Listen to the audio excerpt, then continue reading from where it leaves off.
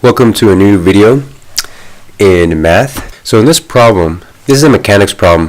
When the car shown below hit a bump on the road, the shock absorber was compressed 8 inches, released, and then began to vibrate in dampening harmonic motion with a frequency of 2.5 cycles per second. The dampening constant for the shock absorber is 3. So this is a two-part question. The first part, A, is write a trigonometric function that models the displacement of the shock absorber, y, as a function of time, t. Let t equal 0 be the instant the shock absorber is released. Okay, so let's just highlight part A for now. So part A is wanting us to make a trigonometric function. So that means that we're going to be using cosine or sine in our function, in the function that we developed for this problem. So as we look at this problem, I'm highlighting in different colors the parts that I'm going to use in my trigonometric function. So we have compressed 8 inches, damped harmonic motion, frequency of 2.5, a dampening constant of 3. These are the 3 terms that I'm going to use that are going to be required in my formula. And again, I'm dealing with damped harmonic functions, so that means I'm going to be dealing with this equation here. So an object that is in damped harmonic function when the amplitude is determined, an object is in damped harmonic function when the amplitude is determined by this function. AT equals K times E raised to the minus CT power, where K is my displacement and C is my dampening constant. Now, of course, this is a trigonometric function, and because this is a dampening harmonic function, what that means is that as that shock absorber goes down and up, it's going to slowly decrease as time goes on. So because of this, I want to find which trigonometric function is going to be the most appropriate to use. And as I look at my 2 functions here, I'm going to pick cosine. And the reason why I'm picking cosine over sine is because when my shock absorber at its resting position, it's at its max distance from the tire. Its max distance from the tire is at resting position, and as this absorber is activated, as I'm driving and I hit a bump, as you can see on the right image, that shock absorber, the distance, okay, my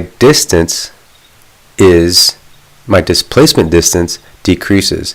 It decreases over time, and so because at my resting position at t equals 0 is my max position, my cosine is the most appropriate, because in my cosine at t equals 0, at x equals 0, the cosine is at its highest point, and then it goes down and then comes back up.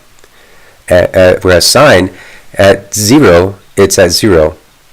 So that means it would be at its minimum position and then goes up, but that's not the case.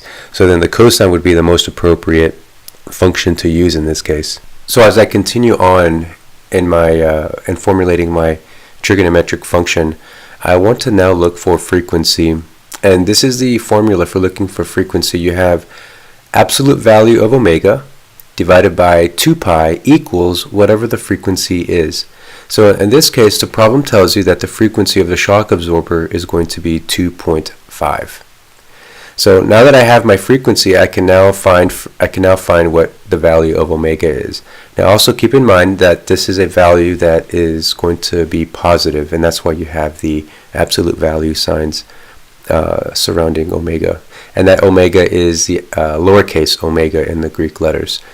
And then you have pi right below it. So as you can see, math, both pre-calculus, calculus, and physics is littered with Greek letters, which I think is kind of cool.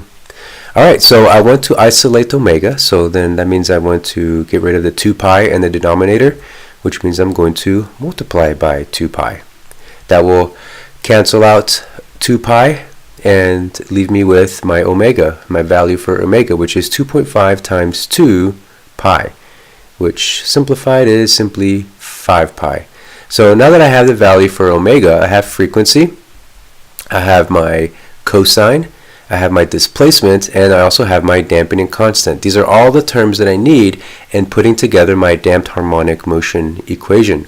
because that's the parent equation that you see there. The AT equals equals KE raised to the negative CT. So I can start putting it together in my frequency. We'll go there, my 5 pi, my period, times cosine x, and my displacement will take the place of my k, and then my dampening constant will take the place of my c. And that's my new equation. That's my trigonometric equation. I have now completed with part A. Now I can take a look at part B and see what exactly or what else it's asking me to do. So I have my function, my dampening harmonic function, and the next thing that I want to do is I want to go and look and see what the other part of my question was. I've got part B down. So part B is determine the amount of time t that it takes for the amplitude of the vibration to decrease to 4 inches. So remember that this is a dampening harmonic. So that means that my distance, my displacement is going to decrease over time. So the maximum displacement would be 8 inches, and then over time it's going to decrease. And it wants to know how long will it take for it to decrease to 4 inches. So what I want to do for this problem here then is I want to put that equation into my graphing calculator. And I'm in process of getting a TI-84 emulator so I can show you on screen. So in the meantime, I'm just going to show you how it looks on the graphing calculator, how it should look on yours. And this is how I put the function in, and then I'm going to graph it. Okay, I'm going to graph it, and you'll see that the graph will start to take shape on the calculator, and you can see the dampening function. You can see that the wave, the crest of the wave, it never reaches its maximum point that it does on x equals 0. Okay, so I want to find out how long will it take for it to reach 4. So then what I'm going to do is I'm going to go back to my graphs, and I want to add a second graph on my y2, 4, because that's what it wants. It wants to know when is it going to be at 4.